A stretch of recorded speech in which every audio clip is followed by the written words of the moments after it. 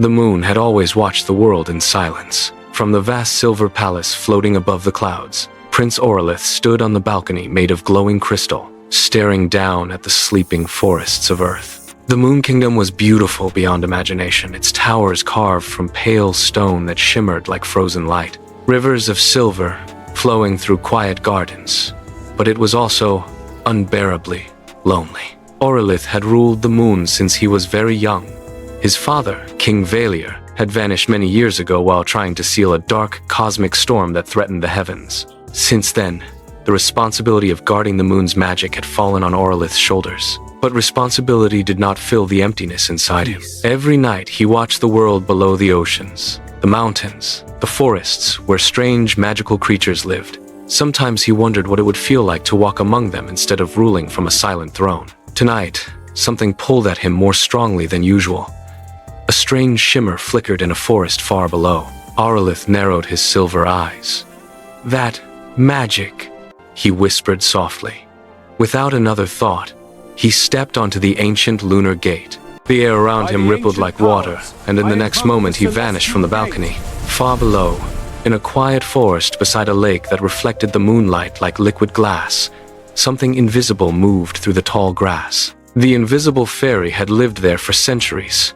Her name was Nymerelle. Long ago, she had been one of the most radiant fairies of the Sylvan Court, her wings glowing like blue fire, and her laughter echoing through the forests. But that life had ended the day she wandered too close to ancient ruins, where a bitter sorceress named Tharvasra slept. When Nymerelle accidentally awakened her, the sorceress looked upon the fairy with hatred. "Fairies," Tharvasra had hissed, "your beauty and joy disgust me." With a single dark spell, she cursed Nymerelle. "You shall be unseen forever. No eyes will find you. No heart will know you." And in an instant, Nymerelle vanished from the world. Her body still existed, but no one could see her. Years passed, then decades, then centuries. Animals sometimes sensed her presence, but even they could not truly see her. Other fairies danced through the forest, laughing under moonlight, never realizing their invisible sister watched them from afar. Loneliness became Nymerelle's only companion. On this quiet night, she sat beside the lake, hugging her knees, staring at the moon's reflection. "I wonder," she whispered softly, "if anyone in the universe could ever see me again." At that exact moment, the air behind her shimmered. A young man stepped out of a beam of moonlight. Prince Aurelith looked around the forest with quiet wonder. He had never walked on Earth before. The scent of pine trees filled the air. Crickets sang in the darkness. Then he heard a voice, very soft. "See me again." Aurelith turned slowly. "Who said that?" Nymerelle froze. Her heart raced wildly. "He heard me?" No one had heard her voice in 300 years. "Hello." "Hello?" Aurelith called calmly. Nymerelle hesitated before whispering softly, I'm here." Aurelith's eyes widened, and then he looked directly at her. For the first time in centuries, someone saw her. Nymerelle stumbled back in shock. See me? Yes, You can see me? Of course I can, he replied gently. Tears filled her eyes. You don't understand. No one has seen me for 300 years. Aurelith studied her carefully. Her wings shimmered like faint starlight, and her eyes carried the sadness of centuries. From that night forward, everything changed.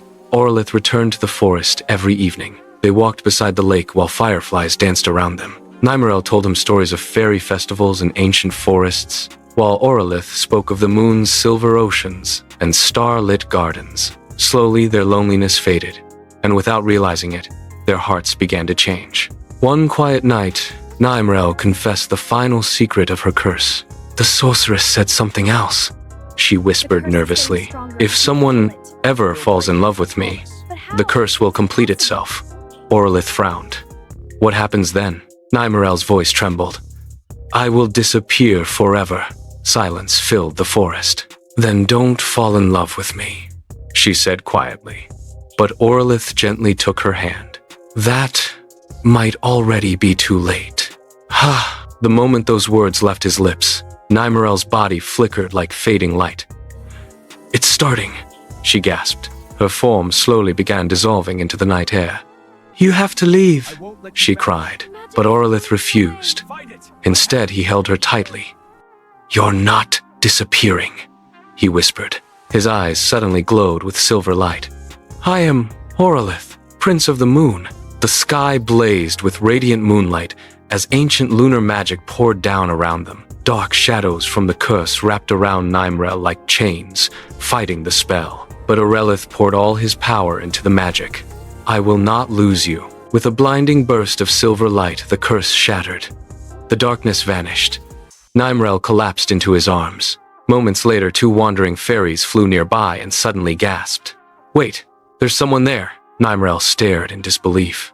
They can see me." The curse was gone. Months later, the Moon Kingdom prepared for a celebration never seen before. For the first time in history, the gates of the Lunar Palace opened to the fairy realm. Thousands of glowing fairies filled the sky as Nymerelle stood in a garden of silver flowers wearing a dress woven from starlight. Across from her stood Aurelith beneath the shining moon. The Elder of the Moon spoke softly. "Prince Aurelith, do you choose Nymerelle as your queen?" Aurelith smiled. "I chose her the moment I saw her." The Elder turned to Nymerelle. "And do you choose the Prince of the Moon?" Tears shimmered in her eyes. "I chose him the night he saw me." The Elder raised his staff.